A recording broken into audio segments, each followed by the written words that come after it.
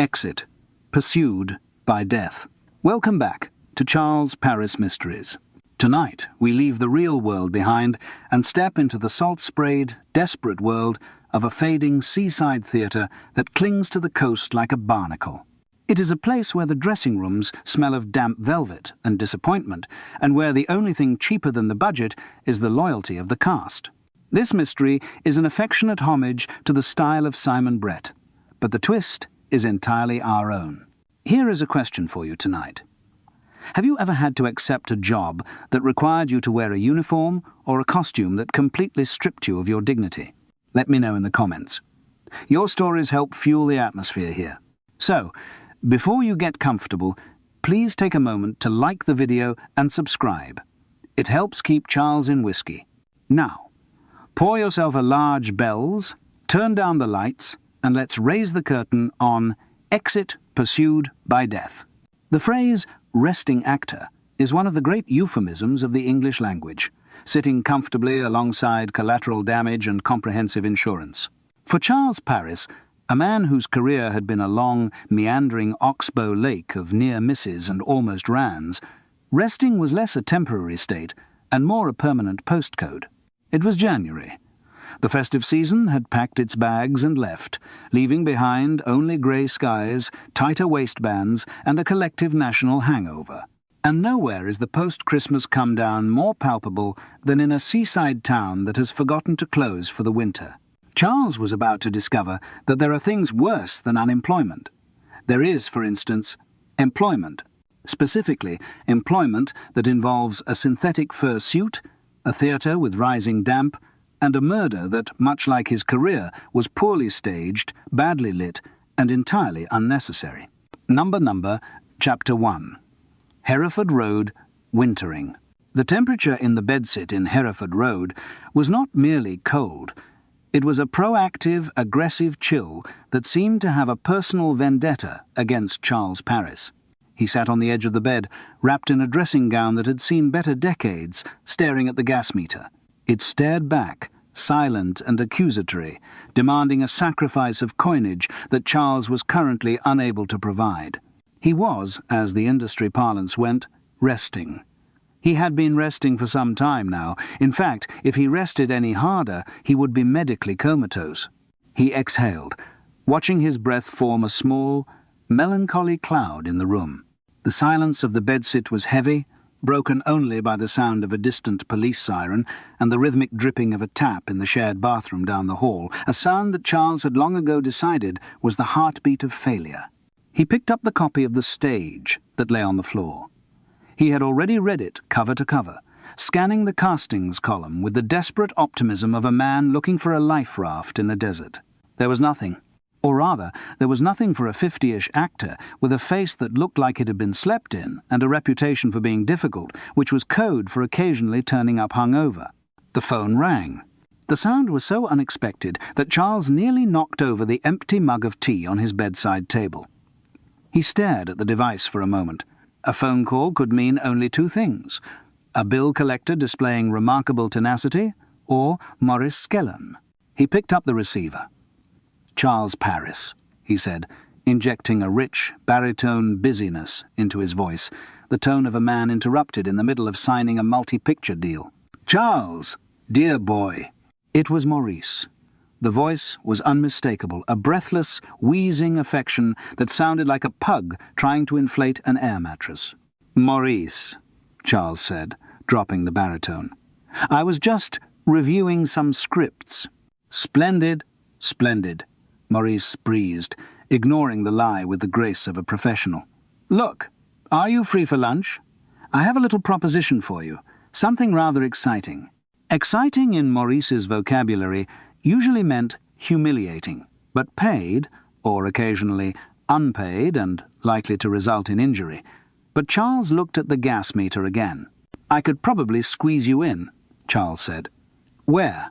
The restaurant was one of those Italian establishments that survived primarily on the business of theatrical agents and the gullibility of tourists. It smelled of garlic, expensive cologne, and insincerity. Maurice Skellen sat at a corner table, looking pink and prosperous. He was wearing a suit that was slightly too tight and a tie that was slightly too loud, giving him the appearance of an overstuffed sofa that had won the lottery. "Charles, you look rested," Morris said, beaming. He gestured to the waiter. "A gin and tonic for me, Mario. Large. And for my client? Just a glass of water, perhaps?" Charles suggested, thinking of his liver. "Nonsense. A small white wine for Mr. Paris. The house." Maurice turned back to Charles. "We're celebrating, after all." Charles felt a small flicker of hope, a dangerous emotion he usually tried to suppress with alcohol. "Celebrating? I've found you something, Charles. A roll. A proper run." Maurice picked up the menu. "I think I'll have the prawn cocktail, followed by the steak au poivre. Chips on the side. You?" Charles glanced at the prices. They looked like telephone numbers. "I'll have the soup," he said, "and the bread basket." "Dieting? Very conscientious. Directors look for that lean, hungry look." Maurice laughed, a sound that turned into a wet cough. He took a long swig of his gin. "So, the job. It's a pantomime. A late run. Down at the Pier Theatre in Wetsey-on-Sea. They've had a bit of a casting issue. Need a replacement immediately. Start Monday." Charles frowned. "Pantomime? In January?" "It's a tradition down there," Maurice said vaguely, waving a breadstick. "Keeps the tourists happy. They extend the season until February, if the weather holds. Or if the pensioners keep coming." "And the role?" Charles asked. "King Rat? The Dame?" He had played a rather good Baron Hardup once in Basingstoke. Maurice focused intently on buttering a roll. "Not exactly. It's a new production. Dick Whittington. Very modern, very corporate-sponsored. You'd be playing a pivotal character, Captain Claw." Charles searched his memory of the Whittington canon. "I don't recall a Captain Claw. He's a new addition. The corporate mascot for the sponsor, Clawhammer Home Improvements. A sort of pirate cat." There was a silence at the table. The waiter arrived with Charles's soup. It was grey. "A pirate cat," Charles repeated. "It's a very physical role," Maurice said quickly. "Requires great stamina, presence, the ability to project emotion through layers."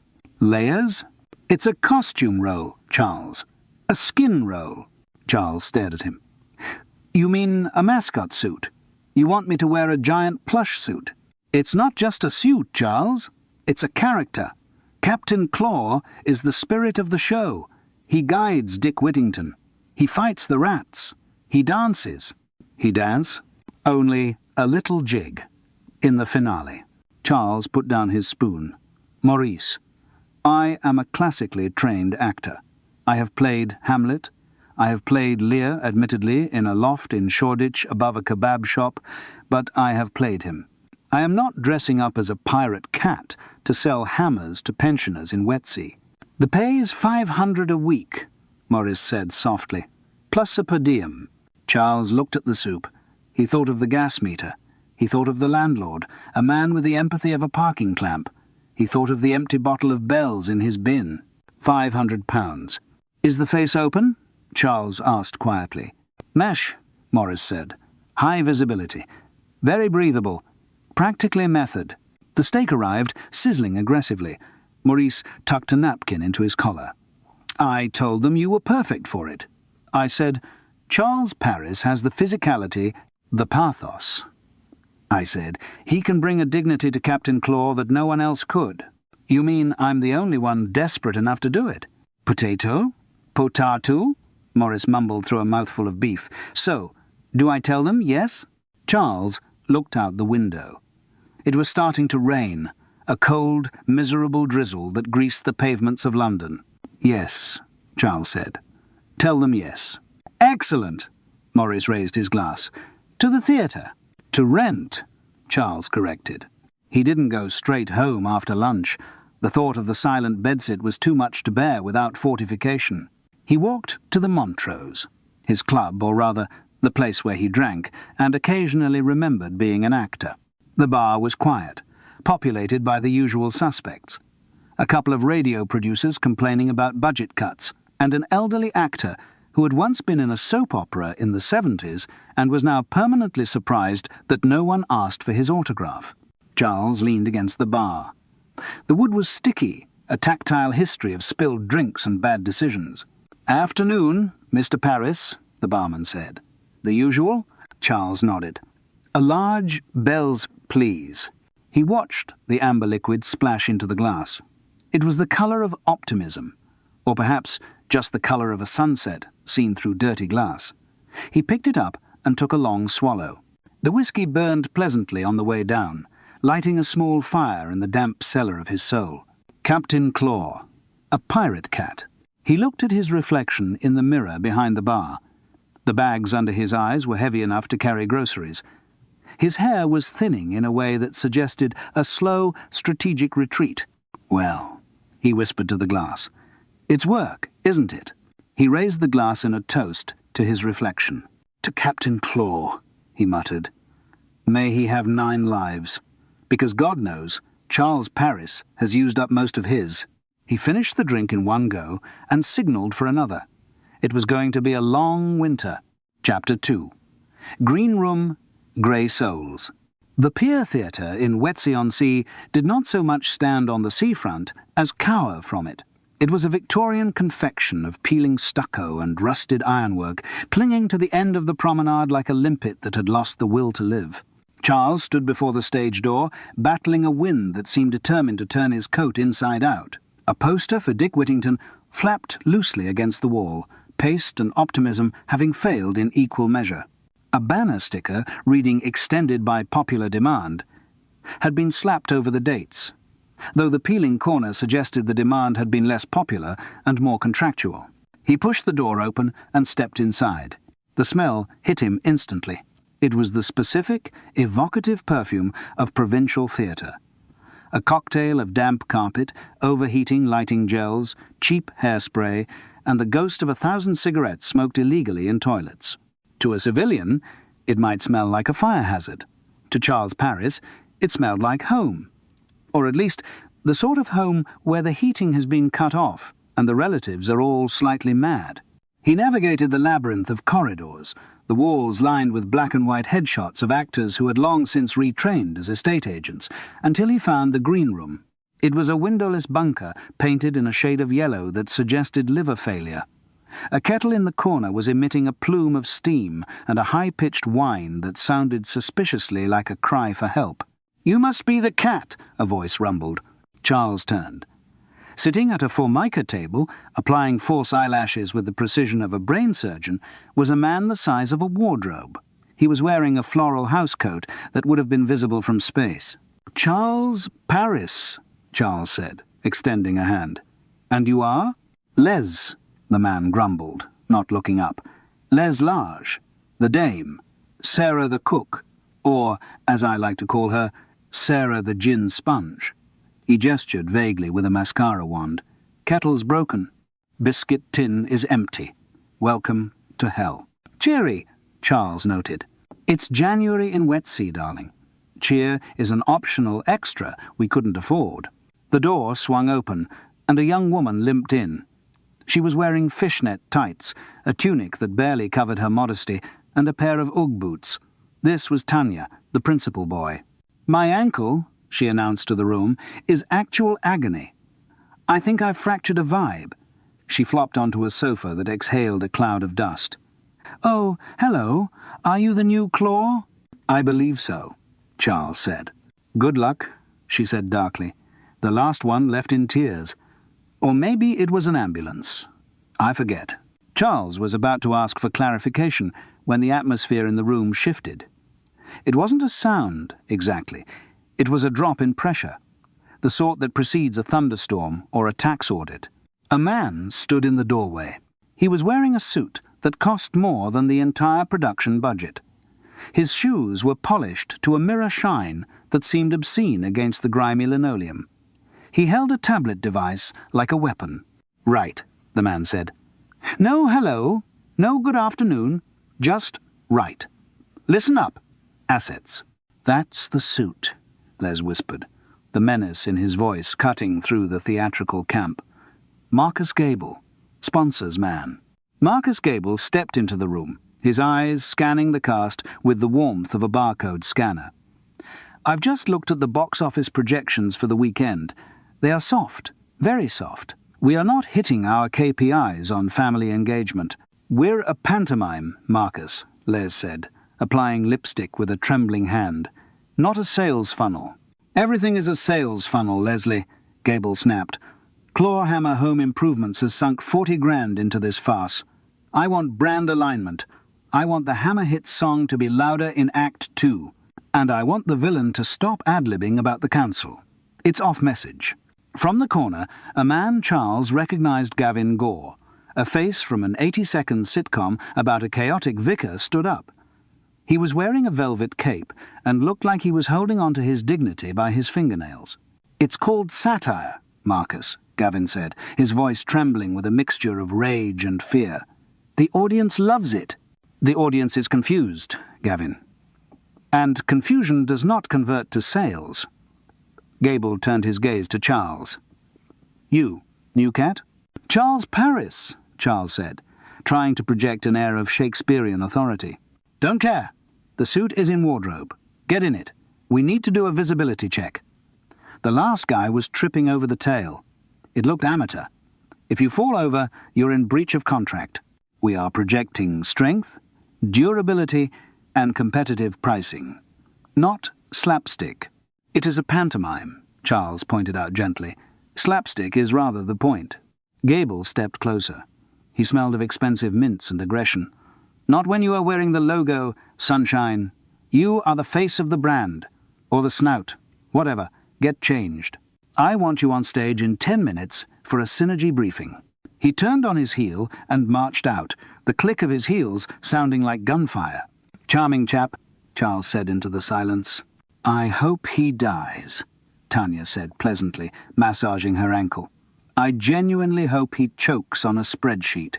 10 minutes later, Charles was in the wardrobe department, a cupboard that smelled of damp wool and old sweat being introduced to his new skin. "It's a bit ripe," the wardrobe mistress said apologetically. She was a woman named Moira who looked as if she had seen everything the theatre could throw at her and was unimpressed by all of it. The last lad sweated a lot. Nerves, mostly. The costume hung on a rail, a monstrous creation of orange and blue synthetic fur. It had the head of a cat, an eye patch, and a pirate hat emblazoned with the words, "Claw Hammer, we nail it." "Right," Charles said, staring at the empty eye sockets of the mask. "Into the breach." Getting into the suit was a physical fight. It was heavy, hot, and lined with a material that felt like industrial sandpaper. As Charles wrestled his legs into the fur trousers, he found himself thinking about the cherry orchard. He thought about the subtle nuances of Chekhov, the delicate interplay of subtext and silence. Moira yanked the zipper up his back. It caught on his shirt, then surged upward, sealing him in. "Head on," she commanded. She lowered the giant mascot head onto his shoulders. The world instantly narrowed. His peripheral vision vanished. The smell of stale sweat and cheap glue filled his nostrils. He was no longer Charles Paris, actor. He was Captain Claw, corporate chill. "How's the vision?" Moira's voice sounded muffled, coming from a great distance. "I can see my feet." Charles's voice boomed back at him, echoing inside the fiberglass skull. "And a small patch of floor. That's about it." "Good enough," Moira said. "Try walking." Charles took a step. The tail, which was weighted with something heavy and pendulous, swung around and hit a rack of costumes. "Careful," Moira barked. "That tail costs more than you do." Charles stood there, swaying slightly in the heat of the suit.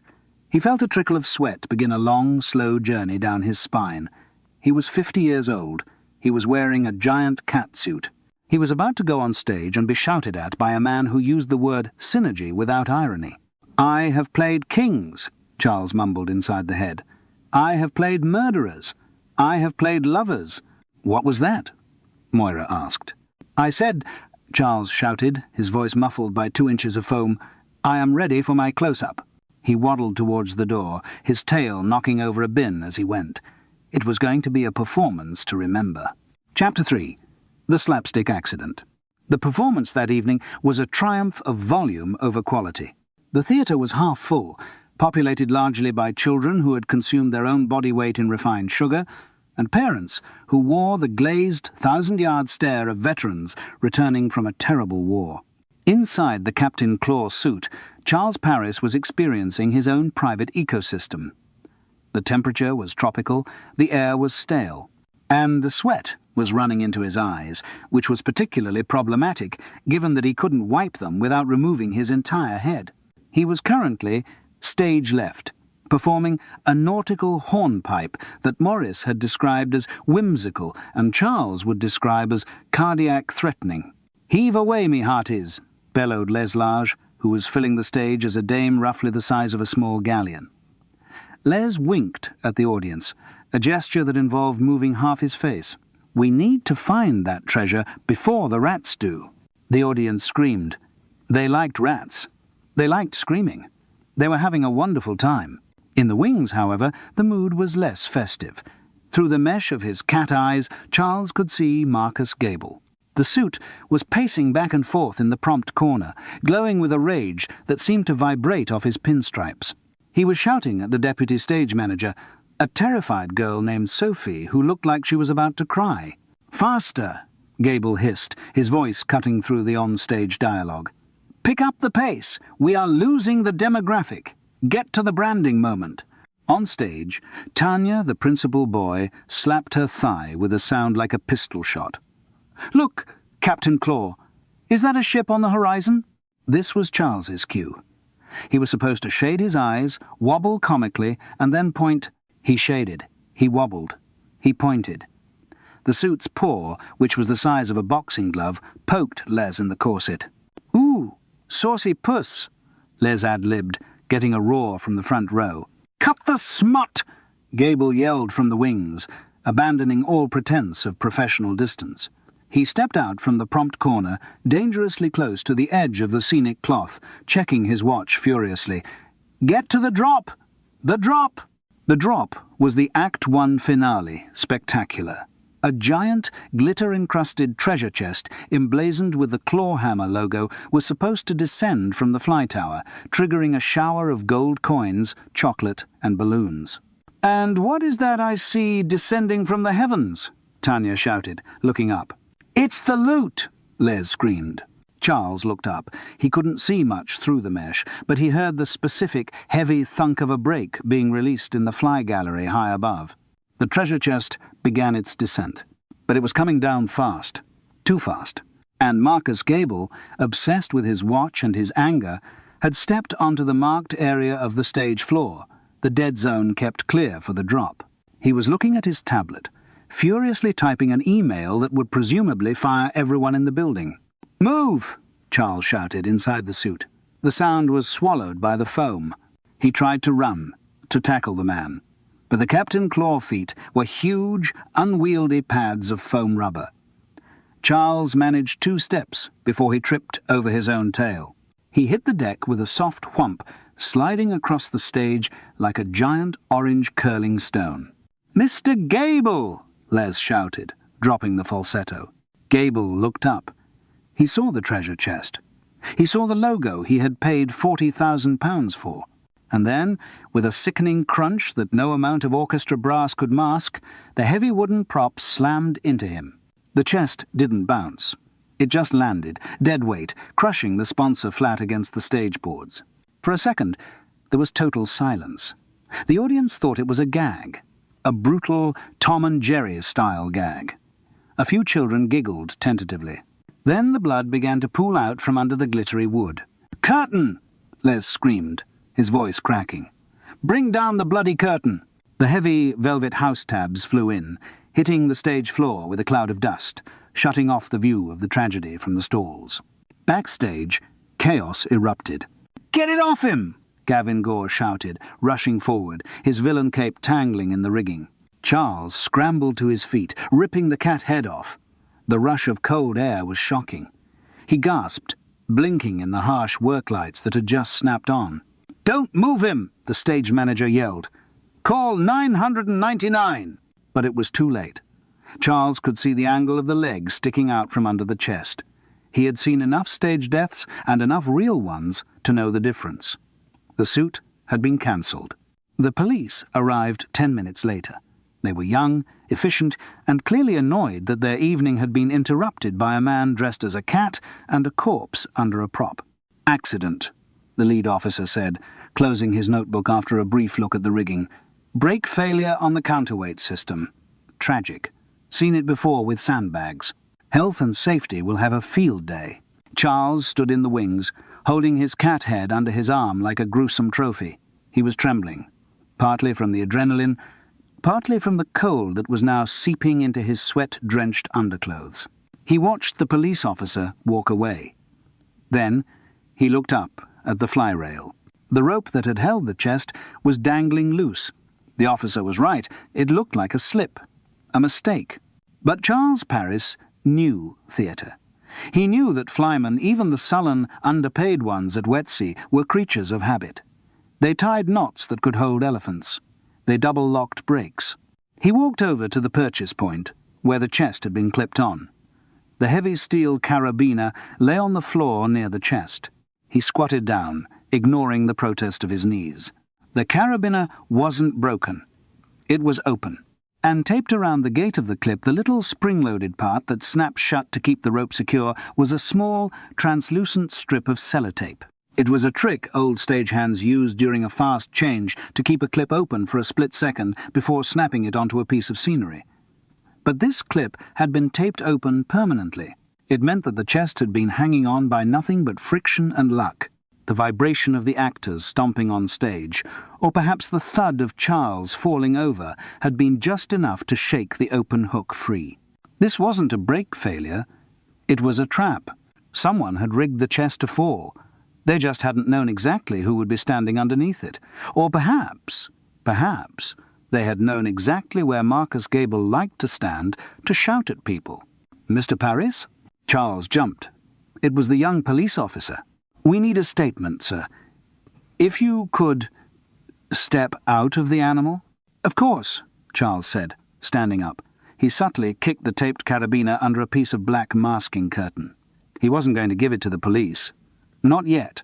Not until he knew who else in this cast of desperate, broke, humiliated people knew the tape trick. "Just a moment, officer," Charles said, adopting his most dignified voice, which was difficult, given he was wearing furry orange trousers. "I just need to go and compose myself." "Understandable, sir. It's a shock." "It is," Charles agreed. "A terrible shock." He turned and headed for the dressing room. He didn't need to compose himself. He needed a drink, and he needed to know which member of the cast hated the sponsor enough to drop a ton of timber on his head. Also, he needed to get out of this damn cat suit before he wet himself. Chapter 4. Pub Gossip. Cold Chips. The Coach and Horses was situated conveniently close to the stage door, operating on a symbiotic relationship with the theatre. The worse the production, the higher the bar profits. Given the state of Dick Whittington, the landlord was presumably looking at a holiday in the Maldives. The pub interior was a masterclass in aggressive nostalgia. Brass horse brasses that had never seen a horse adorned the walls, and the carpet was a sticky tartan pattern designed to hide stains by simply absorbing them into a kind of geological layer of spilled lager and despair. The air smelled of vinegar, stale beer, and the distinct, sad aroma of a deep fat fryer that needed changing in the late 90s. Charles Paris pushed his way to the bar. He was moving with a stiff, unnatural gait, largely because he was still wearing the bottom half of the Captain Claw suit. The police, in their zeal to secure the crime scene, the stage, had taped off the dressing rooms before Charles could fully disrobe. He had managed to wrestle his top half into a shirt and his beige trench coat, but from the waist down he was strictly feline. He had the oversized mascot head tucked under his arm like a grotesque bowling ball. "A pint of bitter, please," Charles said to the barman, a youth with acne and a gaze of profound indifference, and 3 large gins, and a vodka, and whatever the lady in the corner is drinking. Fieldwork was expensive. He carried the tray of drinks over to the corner booth where the traumatized cast had gathered. It was a wake, but without the respect for the dead. Les Large, devoid of his wig but still wearing the dame's false eyelashes, looked like a hungover owl. Gavin Gore, the villain, was staring into a packet of crisps as if reading his own obituary. Tanya, the principal boy, was rubbing her ankle. "Medicinal," Charles announced, depositing the tray. "You're a saint, Charles," Les said, grabbing a gin with a hand that shook slightly. "A furry, orange-legged saint." "The police wouldn't let me change," Charles explained, sliding into the booth. He placed the mascot head on his lap, where it stared up at him with a frozen, manic grin. "I feel like a centaur, designed by a committee." "To Marcus," Gavin said, raising his glass. He said it with the tone usually reserved for toasts to dictators or virulent diseases. "To Marcus," the group murmured. They drank deeply. "So," Charles said, casually sipping his bitter. "Accident, then? That's the official line." Les snorted, a sound that sprayed a small amount of gin onto the table.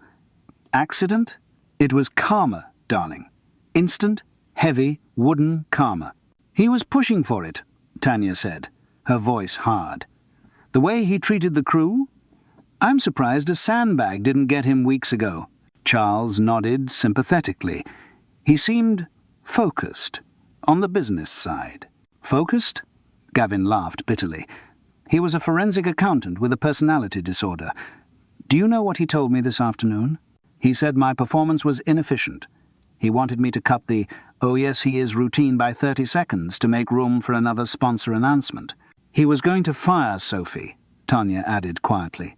The DSM. He made her cry in the prompt corner yesterday. "Why?" Charles asked. "Because he found the discrepancies," Les said, lowering his voice. He leaned in, his false lashes fluttering like moth wings. "Marcus wasn't just here to check the branding, Charles. He was here to audit the books. Apparently, the theatre's accounts are more creative than the script." Charles felt the familiar prickle of curiosity, fighting for dominance against the overwhelming itch of the synthetic fur trousers. "Discrepancies?" "Money missing," Les whispered. "Box office skimming. Ghost employees. The usual provincial theatre fiddles, but on a grand scale." Marcus had a dossier. He was waving his tablet around earlier, saying he had evidence that would close the theatre and put people in prison. "Who specifically?" Charles asked. Les shrugged. "Management. Technical. Maybe even one of us. He said he had emails. Recordings. And now," Gavin noted, reaching for another crisp, "he has a flat head." Charles sat back, the plastic fur of the mascot head squeaking against the vinyl seat. It was a classic setup. The outsider threatens the ecosystem bites back. Or, in this case, drops a prop on him. He looked around the table. These were people clinging to the edge of a profession that didn't want them. They were tired, broke, and frightened. And now they were safe. With Gable dead, the audit would likely die with him. The show would go on, limping towards February, paying their wages. Charles felt a sudden, profound wave of affection for the theatre. Not the glamorous West End of his dreams, but this. The grime, the camaraderie of the doomed, the stubborn refusal to let reality intrude on the illusion. Pantomime was, in a way, the last true folk art. A communal rite against the winter darkness. He shifted his weight, and the mascot head rolled off his lap, hitting the floor with a hollow bonk. Simultaneously, the lining of the Captain Claw trousers, which had been designed for a man with significantly thinner thighs, bit into his groin with the sharpness of a crab claw. The noble philosophical moment popped like a cheap balloon. He was a middle-aged man sitting in a pub that smelled of urinal cakes, wearing half a catsuit, surrounded by suspects. He wasn't Hercule Poirot. He was just broke. He looked at his empty pint glass. He needed something stronger, something to numb the itching and the existential dread. "I'm going to the bar," Charles announced, standing up and retrieving his head. "Same again?" "God, yes," Les said. Charles walked to the bar, the friction of his corduroy thighs against the synthetic fur creating a sound like a zipper being aggressively tested. "Yes?" the barman asked. Charles placed the mascot head on the bar counter. The cat smiled maniacally at the optics. "A large bells," Charles said firmly. "And keep the change." "There isn't any change," the barman said. Then just the bells, Charles said. Call it expenses. Call it fieldwork. He took the glass. The whiskey glowed under the cheap bar lights. He raised it to the mascot head.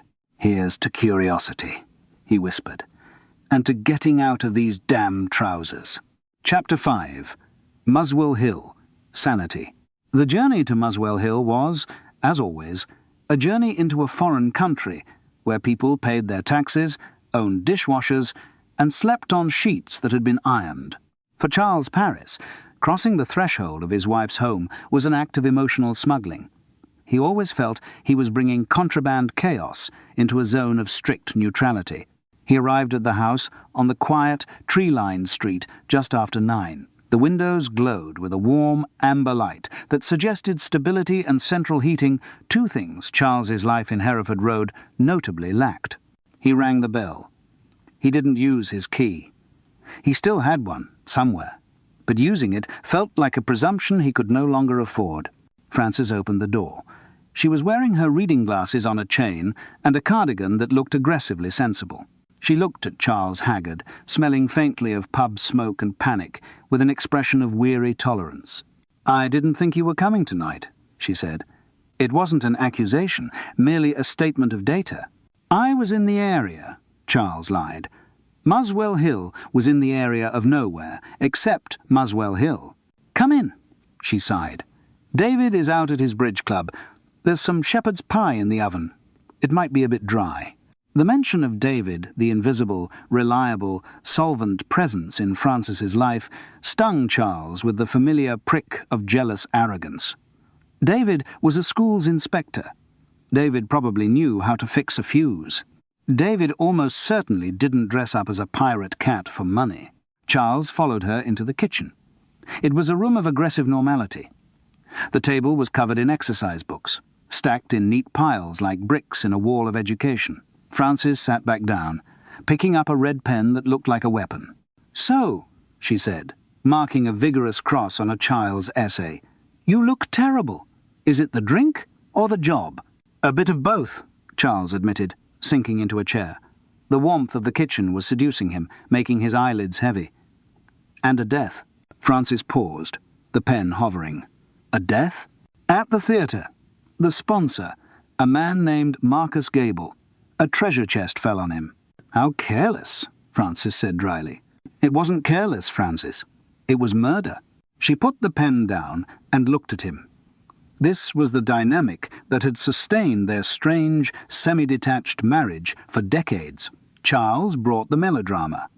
Frances brought the forensic coldness of a headmistress dealing with a playground incident. "Murder," she repeated. "And I suppose you are the only one who noticed? The police think it was an accident, a slipped break. But the clip was taped open, Frances. I saw it." Charles accepted the plate of shepherd's pie she slid across the table. It was indeed dry, but to Charles it tasted like salvation. He ate hungrily while recounting the events, the audit, the threats, the discrepancies in the accounts, the frantic behaviour of the producer.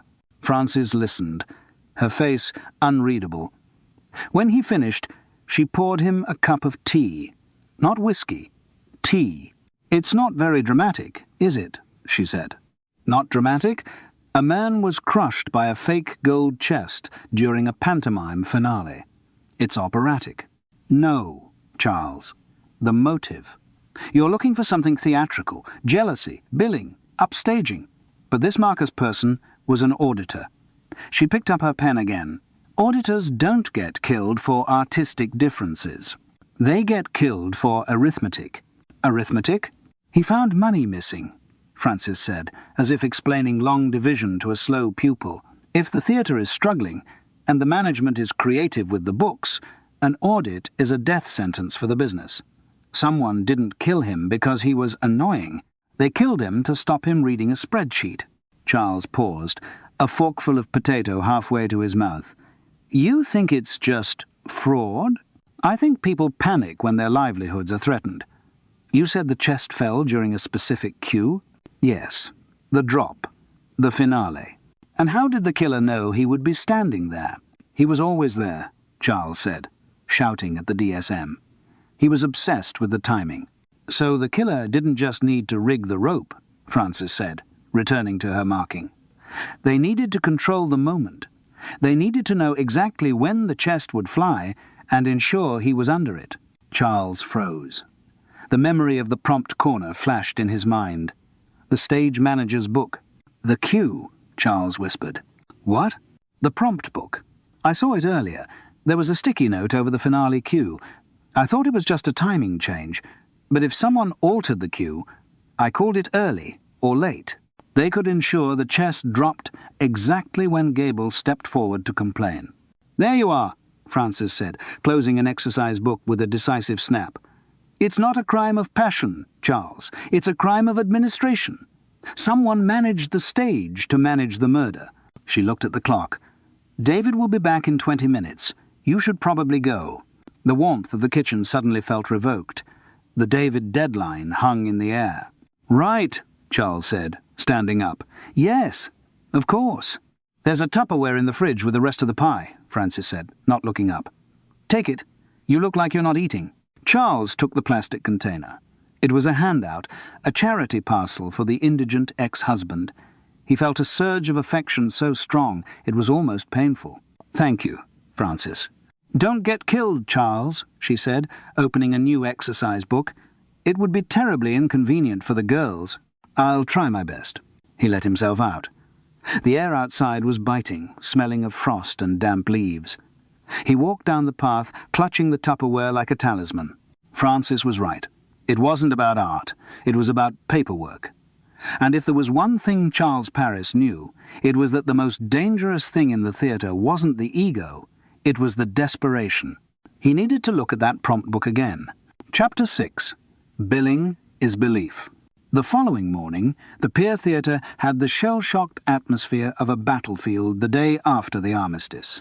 The police tape had been removed, but the stain on the stage floor had been scrubbed with bleach, leaving a patch of wood that was aggressively cleaner than the rest of the Victorian filth. Charles arrived early, fueled by a hangover that felt like a small animal was nesting in his skull, and the remnants of Frances's shepherd's pie, which he had eaten cold for breakfast. The show, against all laws of decency but entirely in accordance with the laws of commerce, was going ahead. The show must go on is a noble sentiment, usually quoted by people who stand to lose a deposit if it doesn't. Charles made his way to the dressing rooms. He had a theory. Frances had pointed him toward money, but Charles knew that in the theatre, money and ego were often the same currency. He found Gavin Gore, the fading TV star, in his dressing room. Gavin was staring at his reflection in the cracked mirror, trying to glue a false moustache onto a lip that was trembling with stress. "Morning, Gavin," Charles said, leaning against the doorframe. "How are the nerves?" "Shot, Charles. Shot to pieces," Gavin said, his voice a tragic tremolo. "I barely slept. I kept seeing that chest coming down. It could have been me." "Could it?" Charles asked casually. "I thought you were usually stage right for the finale." "Well, yes. But the blast radius, Charles. The splinters." Charles stepped into the room. It was a shrine to a career that had peaked in 1989. There were framed TV Times covers, a poster from a pantomime in Woking, and a contract lying open on the dressing table. Charles glanced at the contract. It was covered in red pen revisions, scribbles, crossings, out. "Negotiating?" Charles asked, nodding at the paper. Gavin snatched the contract and shoved it into a drawer. "Just tidying up some clauses. Gable was being difficult. Wanted to downgrade my billing. Can you imagine? Me, below the title. He was threatening your billing?" "He was threatening everything," Gavin hissed. "Said I was too expensive. Said he could get a reality TV star for half the price and double the Instagram followers. He was going to tear up my contract, Charles, after the show opened." "That would be inconvenient," Charles suggested. "It would be ruinous. I have a mortgage. I have alimony." Gavin's eyes were wide. "I told him. I said, 'Marcus, you can't just erase a star.'" And he laughed. He actually laughed. Charles filed this away. Gavin had a motive. Money, yes, but also the terrifying prospect of irrelevance. "I need to check the props," Charles lied smoothly. "Break a leg, Gavin," metaphorically. He slipped out and headed for the prompt corner. This was the nerve centre of the show, the desk where the deputy stage manager sat and called the cues that controlled the lights, sound, and flies. The prompt corner was empty. Sophie, the DSM, was presumably off crying in a toilet or being interrogated by the police. The prompt book, the Bible of the show, lay open on the desk. Charles opened it. It was a thick ring binder, filled with the script and marked with intricate pencil notations for every light change and fly cue. He flipped to the end of Act 1. There it was. The cue for the treasure chest drop. Visual. Capped claw points. Go LX45 plus FLY too fast. But someone had erased the visual cue. The pencil marks were faint, rubbed out with an eraser that had left a smudge. Written over it, in a slightly different handblock capitals, heavy pressure was a new trigger. Cue on, Gable enters stage. Francis was right. It wasn't an accident. The caller hadn't waited for Charles to point. They had waited for Gable to walk onto his death mark. "Can I help you?" Charles jumped. Standing behind him was the theatre's technical manager, a man named Bob Cratchit, not his real name, but Charles had never bothered to learn it, as the man had the personality of a rusted hinge. He was holding a wrench. "Just checking my entrance," Charles said, flashing his most innocent smile. "Got a bit confused in the suit yesterday. Wanted to make sure I don't stand in the wrong place." "Stage is closed," Bob grunted. "Police cleared it, but I'm checking the rigging. Don't want any more. Accidents." "Of course," Charles said. "Terrible business. That brake." "Brake slip," Bob said, his eyes hard. "Old gear. No budget for maintenance. Gable wouldn't sign off on the repairs. Irony in it?" "Delicious," Charles agreed. "Get in your suit," Bob said, gesturing with the wrench. "We're doing a tech run in 10 minutes, and this time, try not to fall over." Charles walked away, his heart beating a little faster. Bob had been very quick to blame the lack of repairs, and Bob was the one who controlled the flies. But Charles needed proof. He went to the wardrobe to retrieve the Captain Claw skin. As he zipped himself into the furry prison, he noticed something. The head of the costume was usually kept on a high shelf. Today it was on the floor, and inside the neck hole, wedged into the foam lining, was a piece of paper. Charles pulled it out. It was a printout of an email. From Marcus Gable to Board of Directors. Subject: Immediate action. Audit confirms systemic theft in technical department. Over-invoicing for equipment that doesn't exist. I have the paper trail. We'll confront the technical manager before the show tonight. Charles stared at the paper. Bob. It was Bob. He had been skimming the budget, pretending to buy new ropes and brakes and pocketing the cash. Gable had found out. Charles stuffed the email into his pocket. He had the motive. He had the method. He just needed to survive the tech run. "Places!" the tannoy blared. Charles pulled the giant cat head onto his shoulders. The world narrowed again. He waddled towards the stage. He walked out onto the boards. The dead zone where Gable had died was empty now.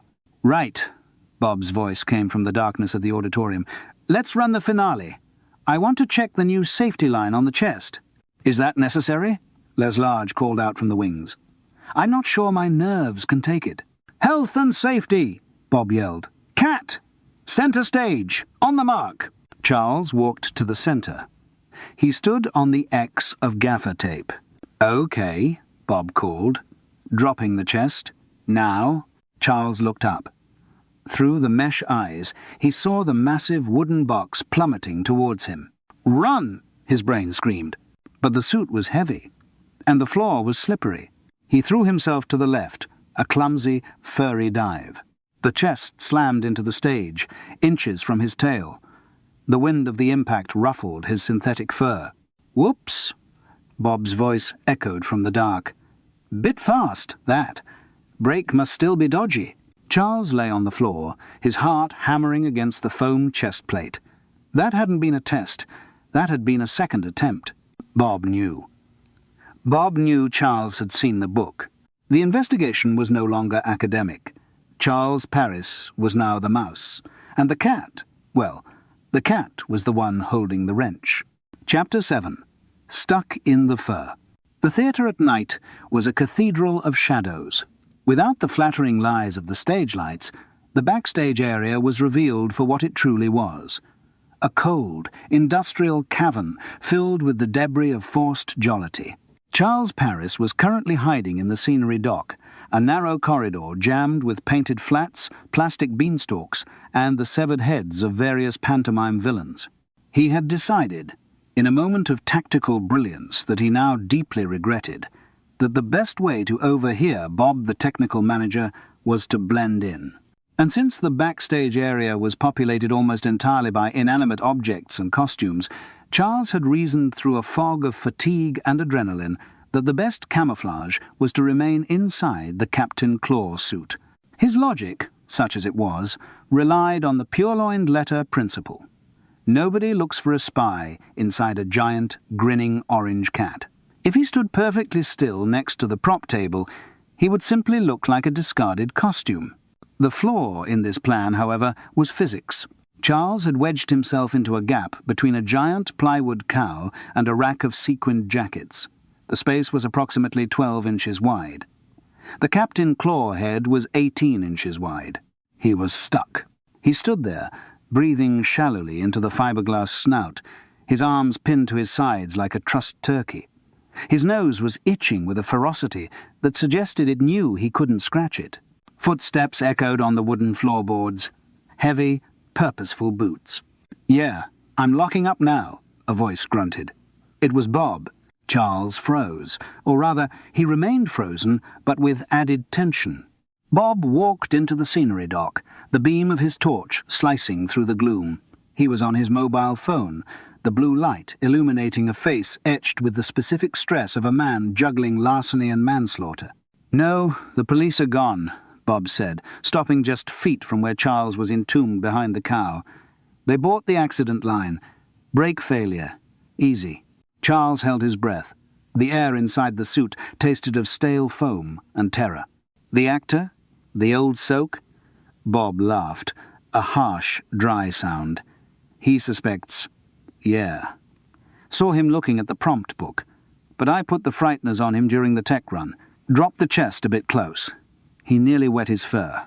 Charles felt a surge of indignation. He was not an old soak. He was a seasoned character actor who enjoyed a drink. There was a nuance. "Don't worry," Bob continued, leaning against the very plywood cow Charles was hiding behind. The structure creaked. "I've shredded the invoices. And the email printouts. Gable's laptop is at the bottom of the harbour.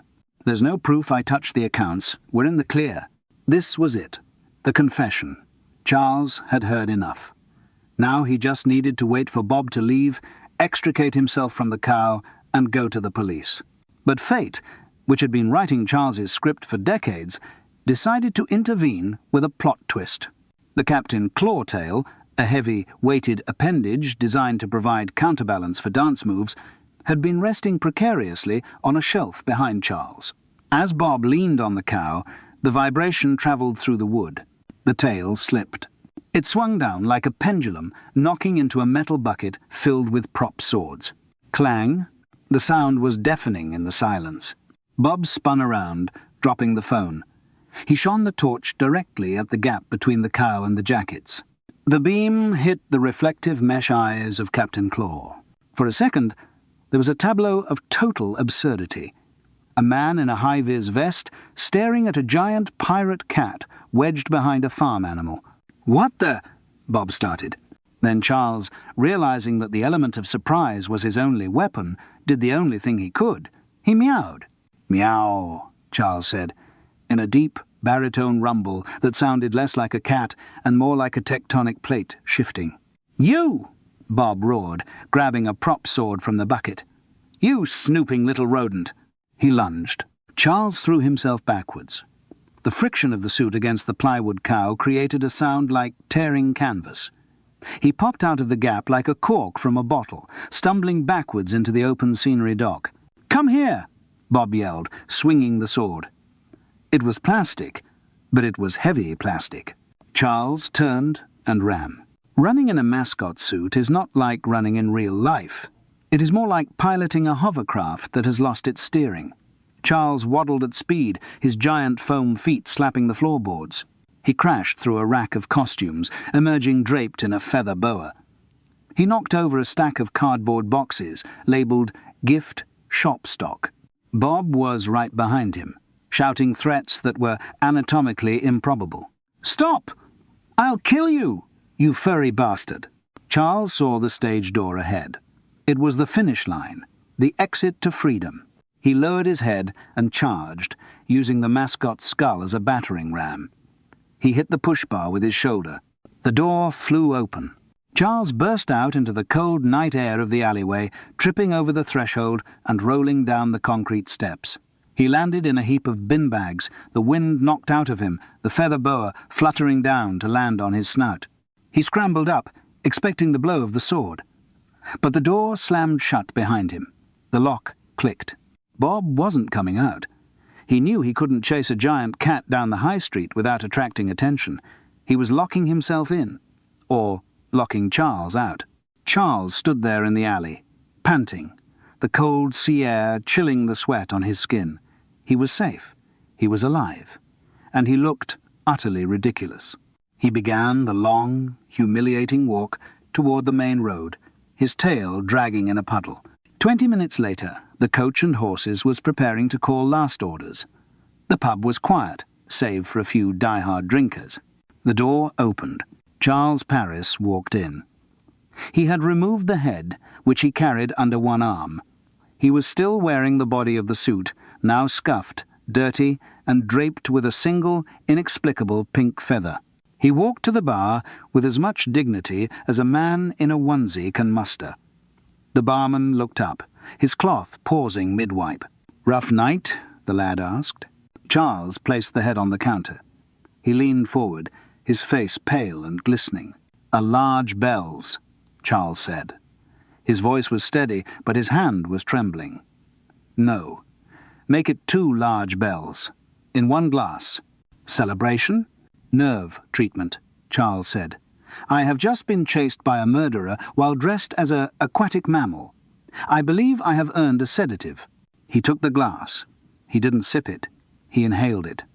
The whiskey hit his stomach like a depth charge, warm and reassuring. He had the confession. He knew the motive. Now he just had to figure out how to catch a killer who was locked inside a theatre, armed with a plastic sword and a very real desperation. Charles looked at the cat head. The cat grinned back. "Tomorrow," Charles told the mask. "Tomorrow we finish the show." Chapter 8. Backstage Blocking. The following afternoon, the Pier Theatre smelled of stale popcorn and impending doom. It was an hour before the matinee, a time usually reserved for vocal warm-ups and the frantic search for lost props.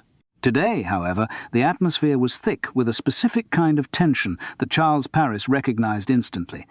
The silence of a company waiting for the other shoe to drop. Charles stood in the prompt corner, the nerve centre of the stage. He was wearing his own clothes, a corduroy jacket that had seen better decades, having politely but firmly refused to inhabit the Captain Claw skin until the very last moment. He watched Bob, the technical manager, moving across the fly floor high above the stage. Bob moved with the heavy, purposeful tread of a man who owned the shadows. He was checking the ropes, or perhaps checking for witnesses. Charles knew that standard police procedure would involve warrants, interviews, and paperwork. But Charles Paris used actor logic. He knew that a performance relies on cues. If you give an actor a cue, they have to react. It is reflex. It is instinct. He needed to give Bob a cue. Charles spotted Sophie, the terrified deputy stage manager, arranging her headset. He also saw that the tannoy system, the show relay that broadcast everything said in the prompt corner to the dressing rooms and, crucially, the technical areas, was live. Charles leaned into the microphone. He didn't switch it on. It was already open. "Sophie," he said, his voice projecting with the clear, resonant authority of a man who once played a doctor in a medical drama for 3 episodes. "I've found it." Sophie looked up, startled. "Found what, Charles?" "The drive," Charles said, improvising wildly but with conviction. Gable's backup drive. It was taped inside the mascot head. Clever place to hide it. I've put it in the safe in the production office. The police are coming to collect it at the interval. He paused, letting the words hang in the air, drifting up through the speakers to the fly floor. Anyway, Charles added breezily, better get changed. He walked away from the prompt corner, his heart hammering against his ribs like a trapped bird. The production office was not locked. It didn't even have a safe. It was a dusty room at the top of the building, accessible only via the metal gantry of the fly floor. It was a trap, a crude, theatrical trap. But Bob was not a criminal mastermind. He was a desperate man with a wrench. Charles climbed the iron stairs to the fly floor. The air grew hotter as he ascended, smelling of grease and hot dust. He hid behind a rack of unused counterweights, heavy iron bricks used to balance the scenery. He waited. 5 minutes passed. The orchestra began to tune up in the pit far below, a discordant wail of brass that sounded like a headache set to music. Then the heavy iron door at the end of the walkway creaked open. Bob stepped out.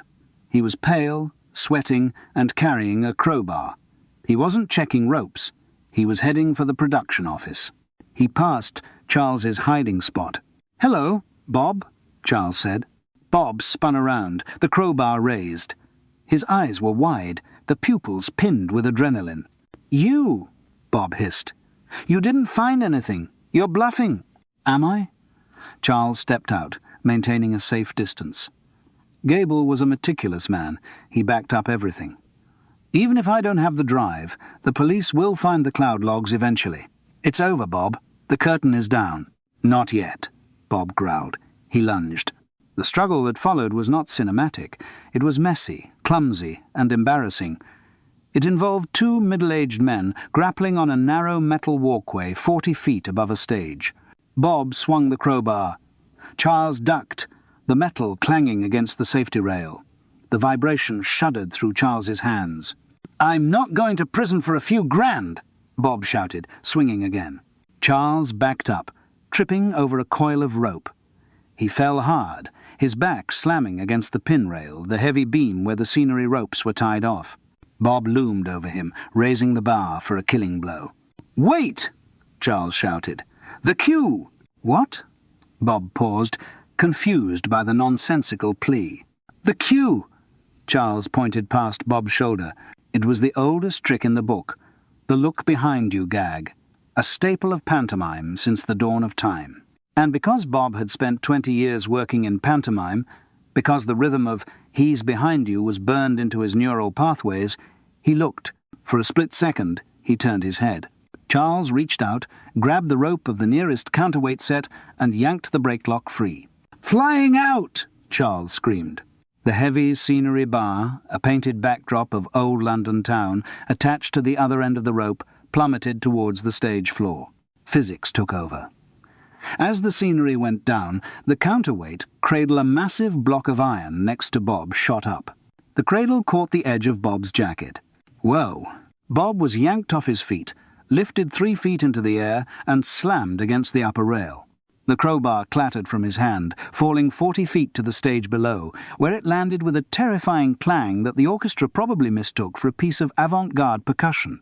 Bob dangled there, pinned by the mechanics of the theatre, his feet kicking helplessly at the air. "Stay there," Charles panted, scrambling to his feet. "I think that's your mark." He looked down at the stage. The cast was staring up. The police, who had arrived for the matinee security check, and because Les Large had called them, were running onto the stage. Charles leaned over the rail. "You can arrest him now," Charles called down. "He's hanging around." He winced. It was a terrible line, but under the circumstances he felt he'd earned it. Chapter 9. Curtain down. As usual. The aftermath of a murder investigation is rarely as neat as the final chapter of a book. There is no gathering in the library, no tidy explanation of motives. There is mostly just paperwork, bad coffee, and a sense of anticlimax. Bob was taken away in handcuffs, shouting about unfair dismissal. The show, remarkably, did not close. The producers, citing resilience and refusing to refund tickets, ordered the matinee to proceed. A new technical manager was flown in from gloomier pastures.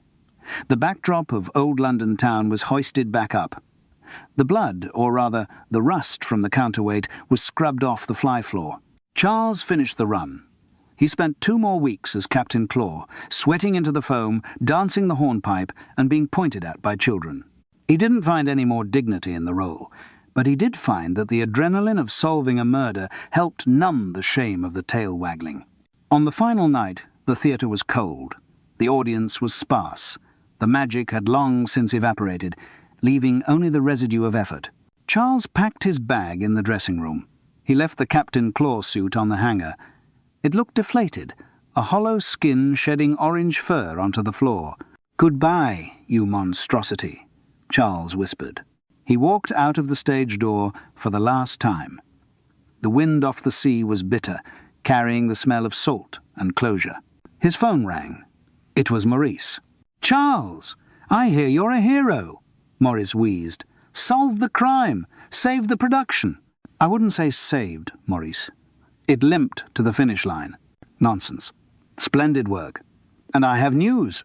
Charles paused under a street lamp. "You have my check?" "Better. I have a lead, a corporate training video. Sexual harassment in the workplace. They need someone to play the older employee who doesn't quite get it. I thought of you immediately." Charles closed his eyes. "You thought of me for the harassment offender?" "It's a featured role, Charles. 3 days filming in Slough, and lunch is provided." "I'll take it," Charles said. Of course he would take it. "Good man. Call you Monday." The line went dead. Charles stood alone on the promenade. The lights of the pier were flickering. He checked his pockets. He had enough for the train fare back to London, and perhaps enough for a bottle of wine to take to Francis if he bought the one that tasted like vinegar. He looked down at his trousers. They were corduroy. And stuck to the knee, stubborn and bright against the brown fabric, was a single tuft of orange synthetic fur. He tried to brush it off. It wouldn't move. It was embedded. Typical. Charles sighed. He turned his collar up against the wind and headed for the station. He was going back to Hereford Road, back to the gas meter, back to the silence. But first, he had 40 minutes before the train. He looked across the street. The coach and horses was open. The lights were warm. "Well," Charles said to the empty street, "I suppose one large bells wouldn't hurt." He crossed the road, a resting actor exiting the stage, pursued by nothing more dangerous than his own reflection. And that is the final curtain for Exit Pursued by Death. We leave Charles Paris exactly where we found him. Cold, slightly out of pocket, but possessing that unique resilience that only the truly desperate can muster. The murderer is in custody, the show is limping on, and the only thing Charles has really gained is a free feather boa and a slightly stiffer liver. If you enjoyed tonight's performance, please do leave a like. It costs less than a theatre ticket, and the snacks are cheaper. And don't forget to subscribe for the next casting call. In the comments below, tell me, if you had to hide a piece of incriminating evidence in a pantomime costume, where would you put it? The dame's wig? The horse's rear end? I'm curious to see how devious you can get. Until next time, keep your cues sharp, your glass full, and remember, in the theatre of life, it's always better to be the one holding the script than the one standing under the drop. Good night.